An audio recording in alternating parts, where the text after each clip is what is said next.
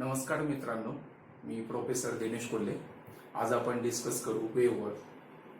Wave म्हणजे काय आणि त्याच्याशी रिलेटेड काही माहिती. वेव्ह नाव सपोज आपण एखाद्या तलावात दगड मारला तर पाण्यावर असे तरंग निर्माण होतात, किंवा एखादी दोरी आपण तिचा वन एंड फिक्स ठेवला आणि दुसऱ्या एंडला आपण प्रो अँड प्रो मोशन म्हणजे खाली वर मोशन असं केली तर वेव्ह तयार होत असते. हे आपल्याला जनरली माहिती आहे, परंतु त्याची डेफिनेशन आपण कशी एक्सप्लेन करणार. स्वाभाविक आहे, जेव्हा आपण एखादं मीडियम डिस्टर्ब करत असतो तेव्हा वेव्ह ही निर्माण होते, हे आपल्याला माहिती आहे. मग याचीच आपल्याला डेफिनेशन तयार करायची. Wave, what is a wave? The disturbance of a medium which propagate the energy from one place to another place without migration of a material particle. म्हणजे काय की एखादं मीडियम आपण डिस्टर्ब केलं तर एनर्जी ही एका पॉइंट पासून दुसऱ्या पॉइंट पर्यंत नेली जाते, पण त्या मीडियमचे पार्टिकल हे तिथंच असतात. पार्टिकल हे वन एंड पासून दुसऱ्या एंड पर्यंत हे जात नाही. याचं एक्झाम्पल, याचं एक्सपेरिमेंट करण्यासाठी लॅबच लागते असं काहीच नाहीये. आपण कुठं फिरायला गेले असता, तलावात दगड मारा, तुम्हाला वेव्ह जनरेट सरफेस, वॉटर सरफेसवर वेव्ह जनरेट होताना दिसेल. आणि मच्छीमारांनी तिथं जाळं टाकलेलं असेल, थर्मोकॉल वरती तरंगत असतो, किंवा एखादी बॉटल त्याच्यावर असेल तर ती फक्त वर खाली होताना दिसते. ती किनाऱ्यावर किंवा आपण दगड मारला म्हणून तिची पोझिशन बदलणार नाही. फक्त वेव्ह मुळे ती फक्त खालीवर होताना दिसणार. हे तुम्ही, आणि हा एक्सपेरिमेंट तुम्ही घरातही करू शकता. ठीक आहे, आपण आता वेव्ह बद्दल बोलूया. वेव्हचे दोन टाईप आहे, एक इलेक्ट्रोमॅग्नेटिव्ह वेव्ह आणि दुसरा आहे मेकॅनिकल वेव्ह. इलेक्ट्रोमॅग्नेटिव्ह वेव्ह काय असतात? इलेक्ट्रोमॅग्नेटिव्ह वेव्ह साठी मीडियमची आवश्यकता नसते. मग आता हा प्रश्न उद्भवतो, मीडियम नसतं तर मग वेव्ह कशी येईल? For example radio wave, light wave. सूर्यापासून आपल्यापर्यंत जी काही एनर्जी येते त्याला मीडियमची आवश्यकता नसते, रेडिओ वेव्हला पण नसते. असे भरपूर असे एक्झाम्पल आहे. आणि आहे मेकॅनिकल वेव्ह. मेकॅनिकल वेव्हला मीडियमची आवश्यकता असते. आणि फॉर एक्झाम्पल आपण साऊंड वेव्ह घ्या. का तर निर्वात पोकळी म्हणजे व्हॅक्यूम मध्ये साऊंड हा येत नसतो. त्याच्यानंतर स्प्रिंग वेव्ह आहे. असे भरपूर एक्झाम्पल आहे. आता आपण वेव्ह मधला एक प्रकार आहे ट्रान्सफर वेव्ह आणि लॉंगिट्युडिनल वेव्ह, अशा दोन कन्सेप्ट असतात. याच्यातच मुलं जास्त कन्फ्युज असतात. तर आपण एकदम सोप्या भाषेत ट्रान्सफर वेव्ह आणि लॉंगिट्युडिनल वेव्ह समजून घेऊया. पहिले सुरुवात करूया ट्रान्सफर वेव्ह. ट्रान्सफर वेव्हचे डेफिनेशन बघूया. एक स्ट्रिंग फिक्स केली आपण एक रिजिड सपोर्टला. ओके, ही स्ट्रिंग असेल आणि हिला ट्रू अँड प्रो मोशन दिली म्हणजे अशी वेव्ह तयार होणार. ओके, म्हणजे वेव्ह ही राईट हँड साइडला ट्रॅव्हल करते आणि ऍक्च्युअल पार्टिकल जात आहे का तिकडं? नाही. या दोरीवरचे पार्टिकल, या थ्रेडवरचे पार्टिकल तिकडे जात नाही. पार्टिकल तिथंच असतो. म्हणजे इथला पार्टिकल फक्त वर आणि खाली प्रो अँड प्रो मोशन त्याची होत आहे. आणि एनर्जी मात्र राईट हँड साइडला, म्हणजे वेव्ह ही ट्रान्सफर होते. ओके, पण ट्रान्सफर वेव्हची डेफिनेशन कशी तयार होणार? म्हणजे ही डायरेक्शन आहे वेव्हची आणि ही त्या पार्टिकलची व्हायब्रेशनची direction. So how to make the sentence of transfer wave? The vibration of a particle of a medium is perpendicular to the direction of propagation of a wave. म्हणजेच त्या मीडियमचे पार्टिकल जे आहे ते व्हायब्रेशन त्यांचं हे परपेंडिक्युलर डायरेक्शन आहे, 90 angle मध्ये direction आहे. कोणत्या डायरेक्शनला? की ज्या दिशेला वेव्ह ही ट्रान्सफर होत आहे. म्हणजे वेव्ह ह्या दिशेला जाते आहे आणि त्या मीडियमचे पार्टिकल त्याला परपेंडिक्युलर असतात. ओके, तर ट्रान्सफर वेव्हची डेफिनेशन झाली. तर ट्रान्सफर वेव्ह पास होत आहे त्यावेळेस मराठीमध्ये याला आपण शिखर म्हणू, याला आपण दरी म्हणू. तर याला आपण फिजिक्सच्या लँग्वेज मध्ये याला crisp and this is trough. शिखर आणि दरी असं हे रिपीटेड ऍक्शनने हे होत असतं. Crisp and trough. So transfer wave is divided into crisp and trough. Clear? इथून सुरुवात झाली म्हणजे एक क्रिस कंप्लीट झाला, पुन्हा इथून एक ट्रक झाला, म्हणजे एक वेव्ह कंप्लीट इथून झाली. तिला आपण वेव्हलेंथ बघू, आपण ह्या डेफिनेशन, याला आपण वेव्हलेंथ म्हणतो. ठीक आहे. क्रेस्ट ट्रक हे कंटिन्यू चालू राहणार. द डिस्टन्स बिटवीन द कन्सेक्टिव्ह और successive crest is called as a wavelength. Truck wavelength म्हणजेच ह्या दोघांमध्ये पाथ डिफरन्स हा 2π असणार. या डेफिनेशन आपण बघणार. परंतु प्रश्न असा उद्भवतो की ट्रान्सफर वेव्ह आणि याच्या पुढचा आपण लॉंगिट्युडनल वेव्ह स्टडी करत असताना जेव्हा एक्झामला आपण लिहित असतो तेव्हा कन्फ्युजन होतो. तर ते कन्फ्युजन आपण अवॉइड करू शकतो, टाळू शकतो. ते कसं? एक छोटीशी आयडिया आहे. ट्रान्सफर वेव्ह, इथं व्हायब्रेशन कसे आहे पार्टिकलचे? या वेव्हला 90 अँगल, म्हणजे किती? 90 अँगल ट्रान्सफर. ओके. तर मॅथमॅटिक्स मध्ये असं सिम्बॉल वापरतो आपण, याला म्हणतात परपेंडिक्युलर. म्हणजेच याचा जो इनिशियल सेंटेन्स आहे टी, याला आपण 180 ने रोटेट केलं. झाला. ही तुमची हिंट्स लक्षात ठेवण्यासाठी. ठीक आहे. आता याच्या पुढचं घेऊ आपण लॉंगिट्युडनल वेव्ह. आता बघूया लॉंगिट्युडनल वेव्ह. सो लॉंगिट्युडनल वेव्ह आपण एक एक्झाम्पल घेतला. साऊंड, एक स्पीकर लावलेला आहे इथं. ओके. त्याने साऊंड तयार होतोय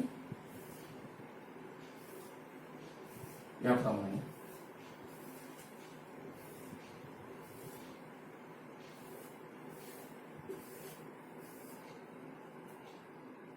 तर साऊंड तयार होतोय म्हणजे काय? इथून व्हायब्रेशन जनरेट होणार आणि व्हायब्रेशनमुळे काय होणार? हे मीडियम डिस्टर्ब होणार आहे. परंतु आधीच्या प्रकारात जे काही व्हायब्रेशन होतं ते परपेंडिक्युलर डायरेक्शन होतं. इथले जे मीडियमचे पार्टिकल आहे, म्हणजे इथला जो पार्टिकल, समजा हा एक पार्टिकल आहे, तो या दोन डायरेक्शनने तो व्हायब्रेट होणार आहे. ओके. आणि वेव्ह ट्रॅव्हल होण्याची डायरेक्शन पण काय आहे? सारखी आहे. बघा, व्हायब्रेशन काय आहे?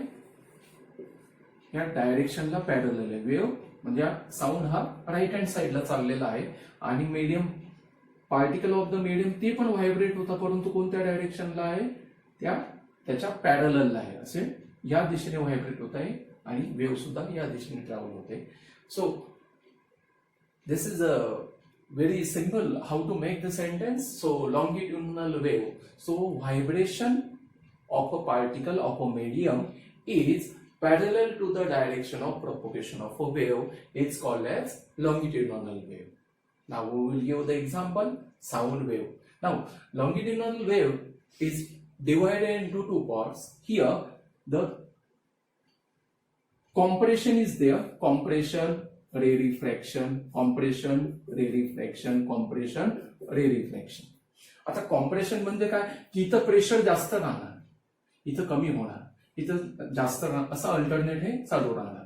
याचं एक्झाम्पल बघायचं असेल तर बाहेर अचानक कोणी आता जरी आपल्याला इथं सुतळी बॉम्ब फोडला आणि विंडो अशी व्हायब्रेट होते आपण, किंवा एखादं भांडं वाजत असतं, त्याला कारण साऊंड एनर्जीने हे मीडियम डिस्टर्ब होतं आणि प्रेशर असा ट्रान्सफर होत आहे. म्हणजे साऊंड वेव्ह ही अशी ट्रान्सफर होते.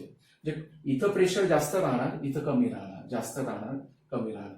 म्हणूनच गव्हर्नमेंटने सुद्धा काही रिस्ट्रिक्शन लावलेले आहे की 120 डीबीच्या वरती साऊंड हा यूज झाला तर तो आपल्यासाठी, आपल्या बॉडीसाठी, आपल्याच नाही सर्व म्हणजे जे काही लिव्हिंग अॅनिमल आहे त्यांच्यासाठी तो हार्मफुल असतो. पण ह्युमन साठी, मानवासाठी 120 डीबी हे लिमिट लावलेलं आहे. त्याने हार्ट बीट्स वगैरे वाढू शकतात. कानाचा पडदा जो डायफ्रेम असतो कानामध्ये तो ब्रेक होऊ शकतो. ठीक आहे. आपण या विषयावर बोलूया. तर जसं आधीच्या टॉपिक मध्ये म्हटलेलं आहे आपण, ट्रान्सफर वेव्ह, त्याच्यात कन्सेक्टिव्ह डिस्टन्स असलं क्रिस्ट अँड ट्रक मधलं तर एक वेव्ह कंप्लीट होते. तसंच इथं एक कॉम्प्रेशन पासून सुरुवात केली तर दुसरे कॉम्प्रेशन म्हणजे कन्सेक्टिव्ह डिस्टन्स, इथं एक वेव्ह कंप्लीट होते आणि ही त्याची वेव्हलेंथ असते. त्याचप्रमाणे इथून पण होणार कंटिन्युअस. वेव्हशी रिलेटेड काही डेफिनेशन आहे ते आपण घेऊया step by step. Amplitude, frequency, wavelength and period. First we should concentrate on the topic amplitude. Amplitude म्हणजे काय?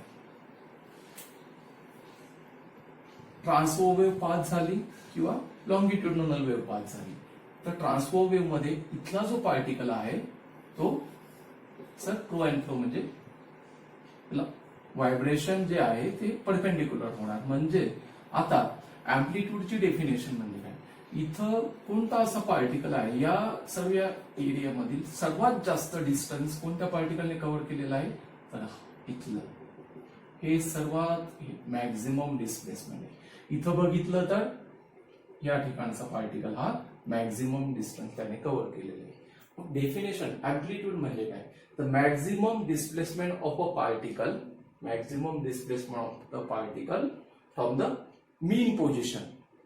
मीन पोझिशन पासून नाही तर असा पण एक विषय येईल की हा पार्टिकल पुन्हा वरती जाणार, मग नाही तसं नाही, त्याच्या मीन पोझिशन पासून मॅक्झिमम डिस्टन्स त्याने कव्हर केलेलं अंतर म्हणजे अँप्लिट्यूड. म्हणजेच काय, हे जे काही इथलं डिस्टन्स आहे हे झालं याचं अँप्लिट्यूड. फक्त क्रिस साठी नाही, ट्रफ साठी पण लागू होतं. हे झालं त्याचं amplitude. So how to make the sentence, amplitude the amplitude of wave, the maximum displacement of a particle from the mean position. तसंच इथं पण होतं maximum displacement. Okay. Frequency, frequency म्हणजे काय, त्याच्या आधी आपल्याला हे माहिती पाहिजे की एक क्रिस्ट आणि ट्रफ मिळून एक वेव्ह तयार होते. एक क्रिस्ट आणि त्याच्या लगतचा ट्रफ एक वेव्ह तयार होते. कॉम्प्रेशन आणि रेरिफॅक्शन मिळून एक वेव्ह तयार होते. तर फ्रिक्वेन्सी म्हणजे काय की एका सेकंदात किती वेव्ह ट्रान्सफर झाल्या. आलं लक्षात, number of wave transfer in per unit time. Okay, एका सेकंदात किती वेव्ह ट्रान्सफर झाल्या. नसेल समजत तर आपण जेव्हा पिरियडची डेफिनेशन घेऊ त्याच्यामध्ये हे लक्षात येईल. वेव्हलेंथ, वेव्हलेंथ आपण आधीही बोललोय जेव्हा आपण लॉंगिट्युडनल आणि ट्रान्सफर वेव्ह शिकत असताना. वेव्हलेंथ म्हणजे काय की क्रिज आणि लगतचा क्रिस्ट किंवा कॉम्प्रेशन कॉम्प्रेशन, रे डिफ्रॅक्शन पासून रे डिफ्रॅक्शन. तर क्रिस्ट आणि क्रिस्ट, ट्रफ आणि पुढचा ट्रफ यांच्यामधलं डिस्टन्स म्हणजे काय, wavelength. So distance between the consecutive crest or trough, crest to crest and trough to trough, or the phase difference is 2 pi. इथला जो phase difference राहणार हा 2 पायचा असणार. तर हे डिस्टन्स म्हणजे काय, वेव्हलेंथ. तर wavelength is nothing but the distance between the crest and consecutive crest, trough and consecutive trough. Now period, period म्हणजे काय की एक सायकल कंप्लीट होण्यासाठी म्हणजे एक वेव्ह कंप्लीट होण्यासाठी जो काय कालावधी लागेल, जो काही टाइम लागेल तो म्हणजे त्याचा पिरियड. ओके. आणि जसं आपलं इथं कन्फ्युज होतं, फ्रिक्वेन्सी म्हणजे एका सेकंदात किती सायकल कंप्लीट होतात, म्हणजेच एका सेकंदात किती सायकल कंप्लीट होतात. किंवा असंही लिहू शकतो आपण, frequency is equal to 1/T. एका सेकंदात किती सायकल कंप्लीट होतात म्हणजे frequency. The number of cycle passing per unit time is called as a frequency. Thank you.